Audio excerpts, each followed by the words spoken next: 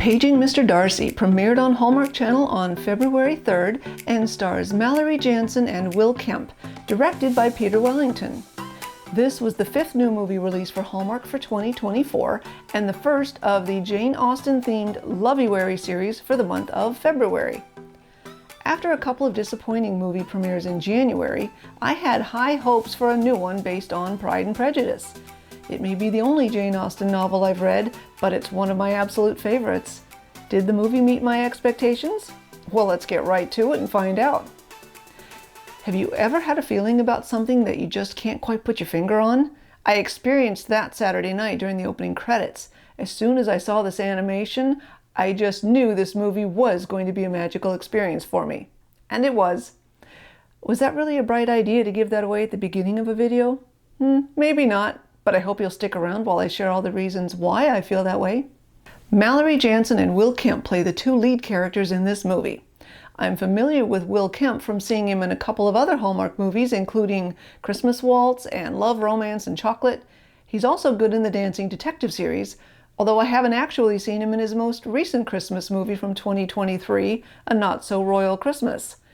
I saw that one has had very mixed reviews online, so I'm curious to watch it the next time it airs.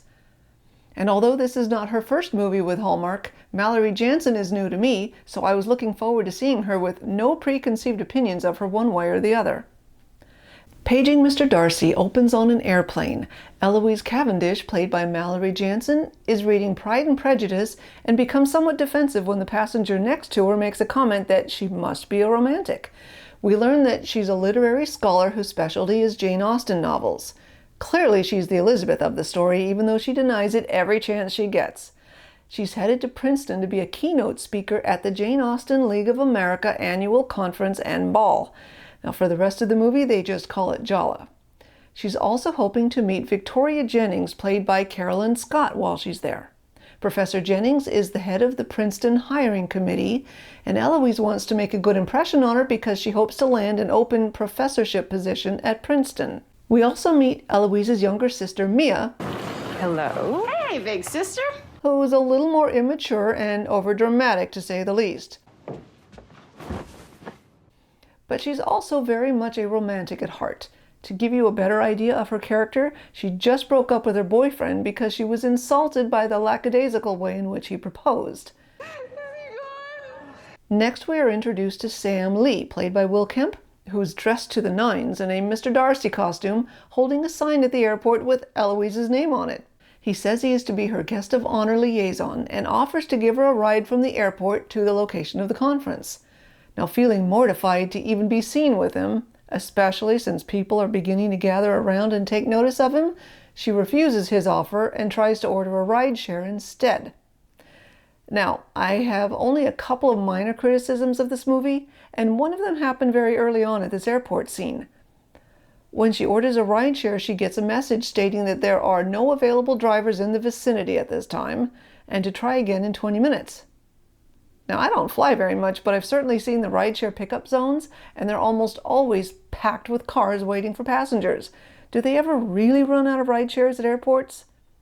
Well, as I've mentioned before in my previous videos, I don't like situations to look forced in movies, and this one seemed a little more forced to me. But nonetheless, it did make for a funny moment next, when she reluctantly accepted his offer, and we got to see that his chariot was actually Mr. Darcy in a compact. He takes her to the Duchess Square Resort and Gardens, where they'll be spending the weekend. Now, isn't this just absolutely beautiful? Now, I know they did some filming at the Grand Hotel at Carlton Place, but I can't tell if this image is of that hotel or not. I'll link to the article about the filming below if you're interested in reading more about it. We soon find out just how much everything about the conference is very period appropriate. Sam in his Mr. Darcy getup shows her an actual dance card that the conference had made up for the guests attending the ball, and she unequivocally refuses him. Mr. Lee, there will be no first dance or second dance. She points out that she has observed women everywhere fawning all over him because you're wearing breeches and a hat. And she's not interested in being one of them. From here she moves on rather quickly when she spots Victoria Jennings across the lobby and rushes off to meet her. I know this was just a minor moment in the movie, but I just loved the tea set and the hourglass timer at their table. I almost wished I had a teacup like that. That would be so fun to have one on my desk right now if I could. Clearly, they went out of their way to try to make things look and feel very authentic for the period, and Victoria Jennings, much to Eloise's disappointment, enjoyed every bit of what Eloise called Comic-Con for Jane Austen fans. and said she looked forward to it every year. That was an awkward moment for Eloise. Actually, it gets even more awkward for her when she finds out that Sam is Victoria Jennings' nephew. Of course, Sam would have an influential aunt much like Lady Catherine de Bourgh in the novel, except that unlike Lady Catherine de Bourgh, Victoria Jennings was a fun, entertaining character whom I enjoyed very much. Nothing stuffy about her at all. As a matter of fact, it was especially fun how she just assumed Eloise could not possibly be a dismal, boring snobs. Oh, and how Sam jumped on that bandwagon. He took great pleasure in elaborating to his aunt just how much Eloise loved to dance and party like it's 1810. Dr. Cavendish is a huge fan of English country dancing. This was one of my favorite scenes, especially when Eloise then apologizes to Sam for being mean to him, and he figures out she's after that open position at Princeton. He turns this around to his advantage when she offers to do anything she can so long as he'll keep quiet about her really being one of those academic snobs that his aunt doesn't like. Then you'll do it as long as I keep my mouth shut. Yes. So what kind of arrangement do they make? Well, he says he'll coach her on what his aunt likes and doesn't like in a Jane Austen scholar to help her get the job. His real MO is for her to get the position to keep an older gentleman by the name of Crispin Crane away from his aunt. Sam believes that he's flirting with her in order to gain her affection and get the job himself. He can't stand it, so he wants Eloise to block him, as she says. You want me to block him? Yes. Of course, that means she'll need to embrace all of the dancing, the costumes, and even the lawn games tournament. And Sam seems to love the challenge of getting her to lose the stuffed shirt attitude. See, that is the sort of stuffed shirt attitude that you're going to have to work on. In the next scene, they show us a snippet of Mia up in the hotel room watching another Hallmark Channel movie, which I believe was Unleashing Mr. Darcy. As a matter of fact, I was so amused by that plug that while I was live tweeting about it, I completely missed the part where Eloise walked in the room and flopped herself on the bed, just as Mia had done earlier. I really enjoyed the characters in this movie. The way they presented themselves on screen and interacted with one another, it was so apparent that they must have had a lot of fun making this movie. That's something I felt was missing from last week's movie, Romance with a Twist. In that review, I commented that the reporter could have been enjoyable had she been played like the Rita Skeeter character from Harry Potter. You know, an example of an unlikely role that was turned into a fun character to watch. Well, in contrast, in Paging Mr. Darcy, they all clearly had fun and there were no unlikable characters in my opinion. Well, okay, one might have been a little annoying to me, but fun to watch nonetheless. That's actually one of the reasons I've started paying attention to directors. I just sense that a good director can set the tone for how fun a movie can actually be, regardless of how likable or unlikable a character may be. On that note, I hope to see more of Peter Wellington's work in the future. I also look for character development in the movie, and this one had exactly what I hoped for. Early on, Eloise started out as a stuffed shirt academic, and by the end she was wearing a period costume and dancing at the ball and actually seemed to enjoy it. And Sam started out wearing period pieces in public and not shying away from all the attention he was garnering. And by the end, even he was more comfortable just being himself. What particularly stood out for me was that both characters, while they behaved so differently in the beginning, did so for the very same reason. They were both hesitant to expose or reveal their true nature for fear of being hurt. Eloise accused Sam of behaving this way as sort of a defense mechanism, but of course when she said it, she didn't realize that she was doing the exact same thing. Is that a defense mechanism? Throughout the movie, they each helped one another with letting their guards down, so to speak. Like Sam teaching her how to dance the after-dinner maggot in the most quaint and beautiful little hidden garden. By the way, I love the fact that Will Kemp got to have another opportunity to dance in a Hallmark movie. Oh, and the cooking scene was just wonderful too.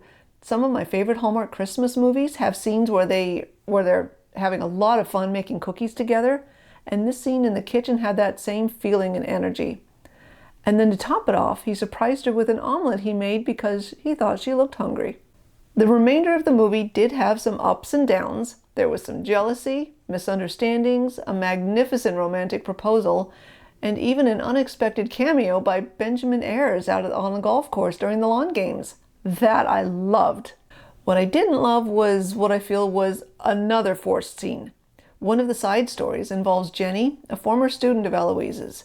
She wrote and produced a Jane Austen-themed play for the convention, and on the day of the show, she storms onto the scene all upset because the actors for Elizabeth and Darcy have just quit. 2 of our actors dropped out. Really? That seems too convenient and forced. I wish the writers had thought of something a little more clever than that. But interestingly enough, Eloise's sister Mia ends up playing the role of Elizabeth opposite Sam's Mr. Darcy. That's one of the moments we see Eloise starting to feel a twinge of jealousy seeing them kiss on stage. Actually, I thought it was great when they showed us how they only pretended to kiss on stage. Now I'm dying to know, is this normal in stage productions? Soon after the play, emotions were high and there was a big argument scene between Eloise and Mia. I have to ask, did anyone else notice how that elevator button kept turning on and off every time Eloise pushed it? I mean, have you ever seen an elevator button turn off like that when you keep pushing it?